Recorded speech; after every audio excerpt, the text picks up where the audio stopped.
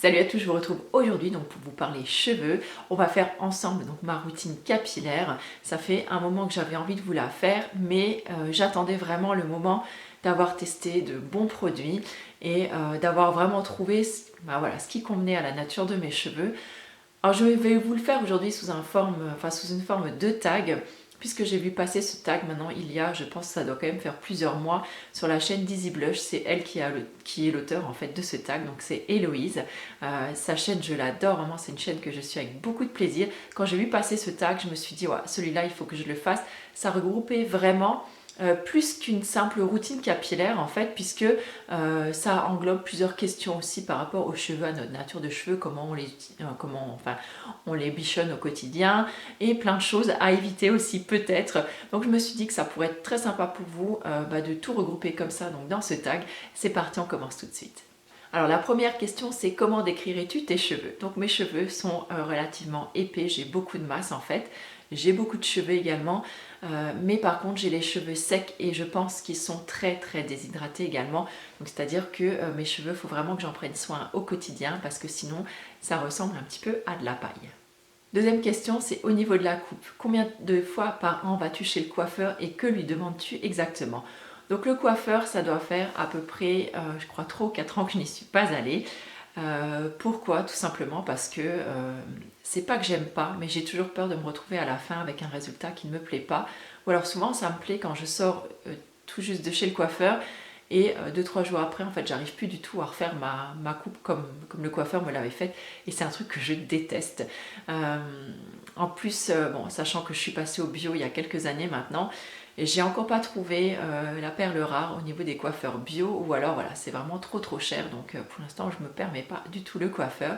Donc en termes de coupe, en général, c'est moi qui me coupe les pointes, on va dire tous les 2 mois à peu près, tous les 1 mois et demi, 2 mois. Surtout que là, donc vous voyez, je suis encore en phase de transition, donc puisque le gris progresse très bien, et donc je coupe quand même régulièrement, puis en même temps ça leur fait beaucoup de bien. Et sinon en fait c'est mon mari qui m'aide en fait pour me couper les cheveux. C'est beaucoup plus simple. Quand je lui dis voilà, coupe-moi 2 cm, il me coupe 2 cm et ça s'arrête là. Parce que oui, moi aussi j'ai la phobie du ciseau, j'aime pas du tout quand on me coupe beaucoup les cheveux. Malgré que je sais, vous êtes nombreuses à me dire que peut-être un carré plongeant ou un carré tout court m'irait bien. J'y ai pensé pendant un moment, mais je vous avouerai que j'ai une masse de cheveux qui est tellement énorme sur la tête et tellement indisciplinée par moment que si je les coupe court, en fait, ils vont directement gonfler. Et c'est un truc que je déteste. Et comme vous savez, je fais beaucoup de courses à pied ou du sport, le fait de ne pas pouvoir attacher mes cheveux, c'est quelque chose qui me gêne vraiment beaucoup. Alors la troisième question, c'est bon, te brosses-tu les cheveux chaque jour ou seulement avant chaque shampoing? Donc déjà, je ne peux pas me brosser les cheveux. Si je me brosse les cheveux, vous imaginez un peu le truc de les fameuses coiffures dans les années fin 70, début 80, vous voyez avec les Jackson 5, c'est à peu près ça. Donc un petit peu honteusement, je vais vous montrer avec quoi je me coiffe. J'ai pour l'instant pas trouvé encore quelque chose qui pouvait remplacer cet outil-là. Donc je vous le montre, en fait c'est une sorte de fourche, vous savez, qu'on utilise quand en général on a les cheveux permanentés, ce que j'ai eu pendant plusieurs années. Et donc le manche est cassé, donc voilà. Mais le problème c'est que j'ai déjà voulu en prendre en bois, mais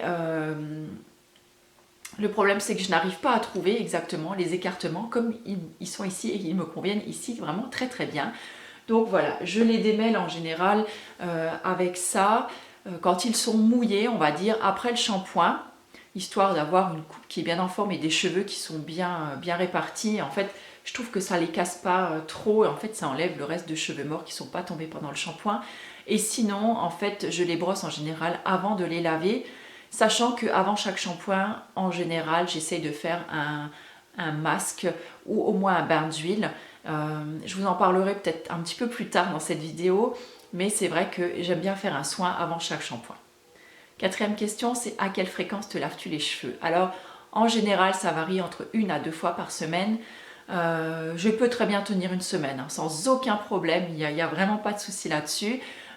Sinon, 2 fois par semaine, quand par exemple j'ai fait de la course à pied au milieu de la semaine, il m'arrive quand même de me laver les cheveux entre temps parce que je vous avouerai que c'est plus psychologique en fait, c'est le cuir chevelu, sachant que j'ai bien transpiré, ça me gratte, enfin voilà, j'aime pas trop et je trouve que le cheveu est pas très net du coup.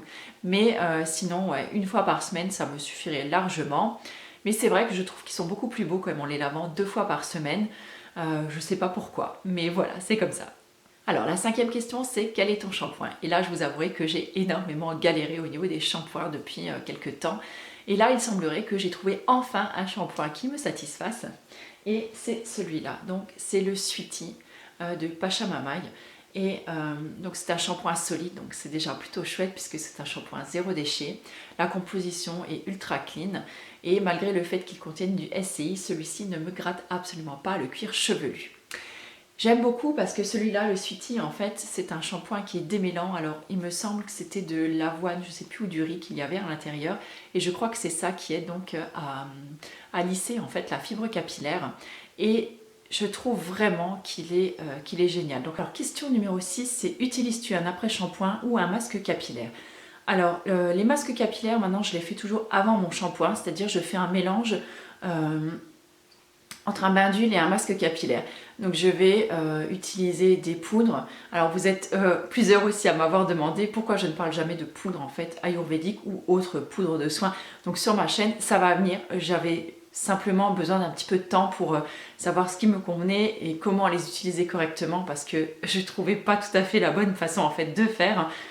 Donc là, je fais en général un petit mélange donc, de poudre. En général, c'est shikakai, ortie, guimauve. Voilà, je fais des mélanges comme ça et quelques plantes ayurvédiques de temps en temps que je rajoute à l'intérieur. Le souci, c'est que j'avais acheté mes poudres ayurvédiques alors que j'étais encore brune et je ne les avais pas encore ouvertes à l'époque. Et le problème, c'est qu'il y a certaines plantes en fait qui teintent les cheveux. Donc je suis obligée de faire très attention quand j'utilise mes poudres. Donc il y en a certaines que je n'ai même pas ouvertes. Je pense que je les ferai peut-être gagner en l'eau ou je ne sais pas parce que c'est des poudres que de toute façon je n'utiliserai pas puisqu'elles teintent les cheveux. Donc voilà, ce sera plus pour moi.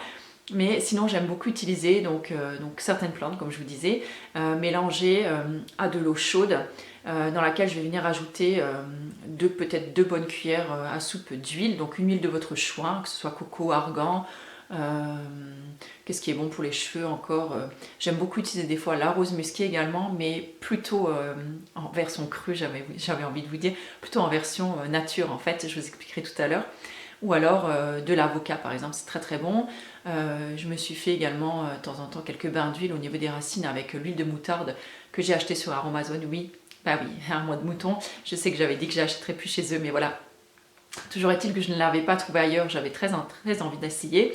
Et voilà, donc en fait je me fais alors je rajoute aussi également de temps en temps donc, des huiles essentielles à l'intérieur, notamment peut-être pour booster la pousse ou apporter plus d'éclat et voilà, et renforcer en fait, le cheveu. Et je m'applique ça sur le cheveu et je laisse poser aussi longtemps que c'est possible. Alors il y a des fois je me fais ce masque le matin et pour me laver les cheveux le soir et parfois je le fais seulement 1 heure avant.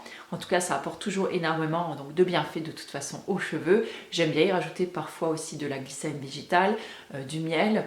Voilà, tout dépend de ce que je recherche, de l'aloe vera également. Donc voilà, il y a une multitude de masques dont je pourrais vous faire des recettes.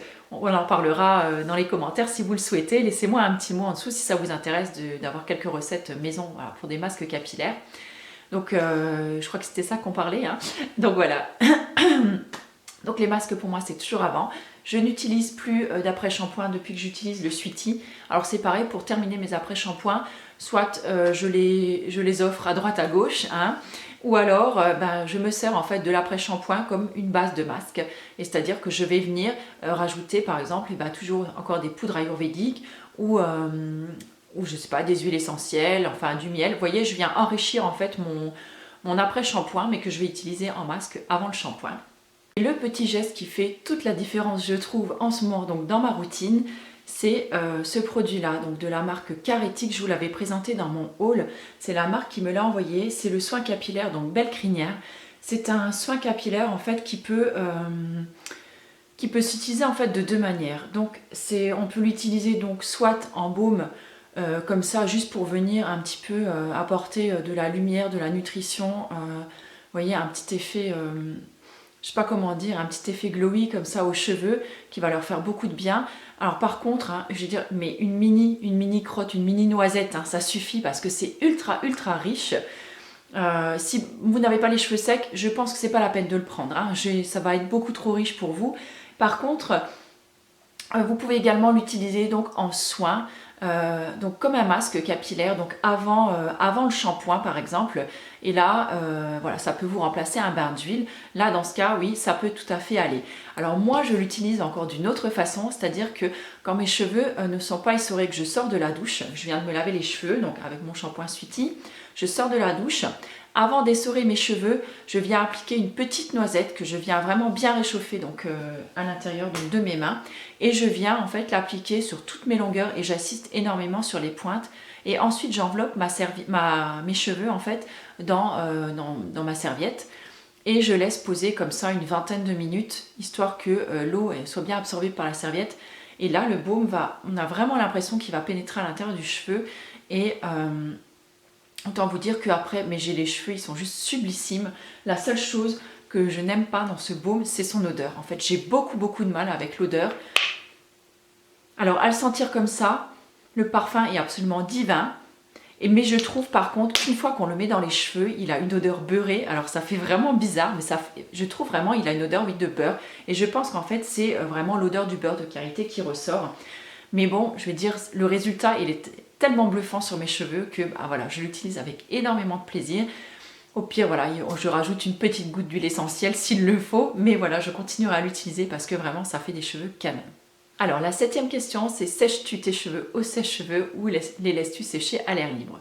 Donc, comme je vous l'ai dit juste avant, une fois qu'ils sont lavés, je les enveloppe dans une serviette. En général, c'est les serviettes très absorbantes en bambou, les tendances d'Emma. Va d'ailleurs falloir que je m'en rachète une, parce que la mienne a 4 ans et elle commence à être trouée un peu de partout. Mais bref, en tout cas, j'adore cette serviette, elle est vraiment géniale pour ça. Et une fois, en fait, au bout de 20 minutes, une fois que mes cheveux, que la serviette a absorbé le plus gros d'humidité, je les détache. Et souvent, je les attache juste avec une petite pince là, vous voyez, pour que les mèches de devant, voilà, qui sont mouillées, me retombent pas en fait entièrement sur le visage. Et je les laisse sécher comme ça à l'air libre, jamais de sèche-cheveux. Ou alors vraiment, c'est très rare. Et c'est pareil, je veux dire, j'ai un lisseur quand même à la maison que j'utilise peut-être une fois de temps en temps, mais je veux dire, c'est vraiment très rare. Alors, quelles sont les étapes que tu suis le jour de ton shampoing? Alors, comme je vous le disais, donc je me brosse les cheveux. En général, je fais poser un masque ou un bain d'huile. Je lave mes cheveux ensuite.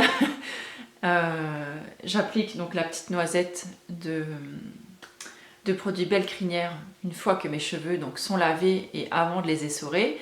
Et puis voilà, c'est absolument tout ce que je fais. Quels sont tes soins et masques capillaires favoris, me demande-t-on donc en question 9.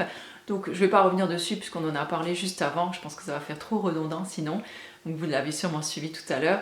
Donc je passe à l'autre question. Alors, question 10, surveilles-tu la composition de tes produits? Donc là c'est oui. Et quels ingrédients évites-tu? Donc j'essaie de les prendre le plus naturel possible, avec le moins d'ingrédients possible. Et j'évite de toute façon tout ce qui est silicone, parabènes, les PEG, enfin déjà tout ce qui n'est pas naturel et ou bio, déjà j'évite.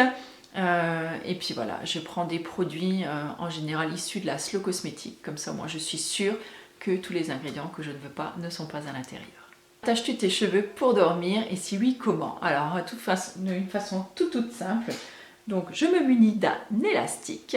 Je me fais un semblant de tresse pas trop serré. Et voilà, c'est parti pour la nuit. En général, je les attache comme ça. Pourquoi? Parce que tout simplement, des fois, ça me gêne d'avoir les cheveux qui me vont dans le visage. Et surtout, ça gêne énormément mon mari. Parce qu'on dort souvent collés l'un contre l'autre. Et tous mes cheveux lui vont dans le nez. Et j'avoue qu'il n'aime pas trop ça.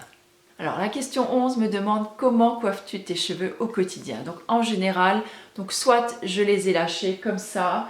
Ou alors, je me prends donc une grosse pince, vous voyez, les grosses pinces crap comme ça, et je les remonte tout entier, et donc je viens faire un genre de petit chignon, comme ça, une petite crotte comme ça en haut de la tête. Et la plus souvent, je suis comme ça parce que quand à la maison, hein, voilà, c'est pas hyper glamour, mais quand vous faites le ménage, la vaisselle, des machins comme ça, ou quand vous cuisinez, j'aime pas du tout moi avoir les cheveux qui me pendouillent comme ça dans le visage. Donc la plupart du temps, ils sont attachés comme ça. Alors, question 13, fais-tu des colorations? Si oui, lesquelles? Bon, alors je crois que ça se voit, hein, je ne fais plus de coloration. Quoique, ça ne doit pas forcément peut-être se voir parce qu'il y en a certaines qui croyaient que j'avais fait un tie and dye et en fait que j'avais fait une coloration grise. Donc j'étais plutôt satisfaite en lisant ce commentaire-là parce que je me suis dit ça change un petit peu des commentaires négatifs qu'on peut se prendre. Mais voilà, toujours est-il que vous le voyez, donc maintenant ça va faire 2 ans, ça fera 2 ans en janvier que j'ai arrêté de colorer mes cheveux. Donc il me reste un tout petit peu encore de noir, donc je pense que j'en ai pour, voilà, pour peut-être encore 6 mois, 1 an. Hein, donc non, je ne suis pas prête à les couper, le reste ça restera comme ça et ça continue à pousser comme ça. Moi personnellement ça ne me gêne pas. Pour ceux que ça gêne, bah écoutez, j'en suis vraiment désolée, c'est votre problème. Mais voilà, moi en tout cas mes cheveux gris, pour rien je ne reviendrai en arrière. Je suis tellement contente d'avoir pris cette décision, ça a été une vraie libération pour moi. Et je trouve que le gris, bah écoutez, sans vouloir me vanter, mais je trouve que ça me va vraiment très très bien, je me trouve très très jolie comme ça. Et donc juste avant de passer donc à ma couleur naturelle, j'utilisais les colorations Caddy pendant plusieurs mois, même plus d'1 an je pense. J'utilisais la Caddy marron.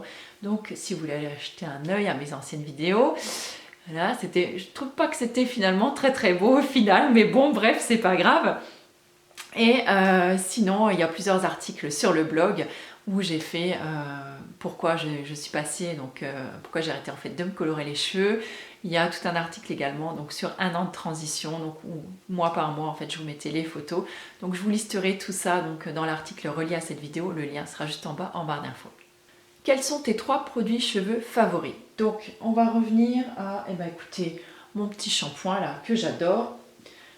Ce masque là vraiment que j'adore et un gel d'aloe vera. Alors là j'ai pris celui-là parce que c'est celui, il me reste 3 fois rien dedans, hein. Donc c'est celui que je suis en train de terminer, qu'on avait eu je sais plus dans une box Bello naturelle il me semble. J'aime beaucoup parce qu'il a un petit parfum de fleurs délicate comme ça, franchement, qui est juste à tomber parce que c'est un mélange en fait d'aloe vera et d'eau de rose ou je sais plus trop, enfin voilà, il y a plusieurs, un petit mélange comme ça dedans et franchement il sent divinement bon.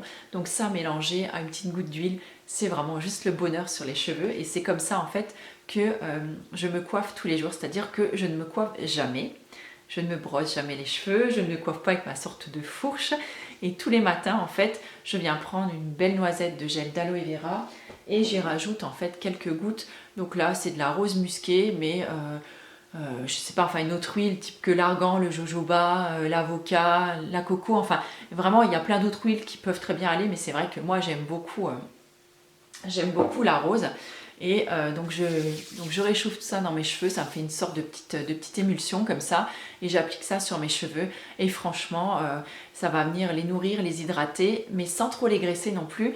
Et je vous avais fait sur le blog également, j'avais mis une recette donc d'un soin comme ça, donc d'un soin cheveux sans rinçage qui est exactement donc sur le même système, mais seulement c'est un soin tout prêt, donc vous le faites une fois dans votre flacon et vous êtes tranquille après pendant 1 mois. Après c'est à vous de voir ce que vous préférez faire, si vous préférez faire la version facile ou la version tous les jours où vous faites votre petite mixture, c'est à vous de voir. Quels sont tes 3 accessoires indispensables?